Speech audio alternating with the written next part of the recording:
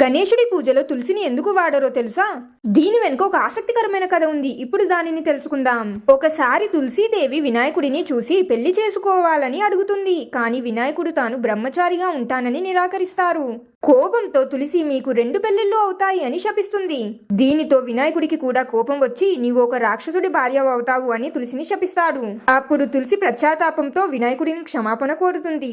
తులసిని క్షమించిన వినాయకుడు ఆమెకు ఒక వరం ఇస్తారు.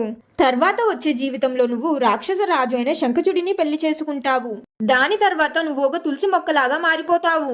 విష్ణువు మరియు అన్ని దేవత పూజలలో నీకు స్థానం ఉంటుంది, కానీ నా పూజలో మాత్రం నీకు స్థానం ఉండదు అని చెబుతాడు. వినాయకుడు చెప్పిన ప్రకారం తులసి తన తర్వాతి జీవితంలో రాక్షస రాజు శంఖచుడిని పెళ్లి చేసుకుంటుంది. తులసి ప్రతివ్రత కాబట్టి ఆమె పవిత్రత వల్ల ఆమె భర్త శంఖచుడిని ఎవరూ ఓడించలేరు.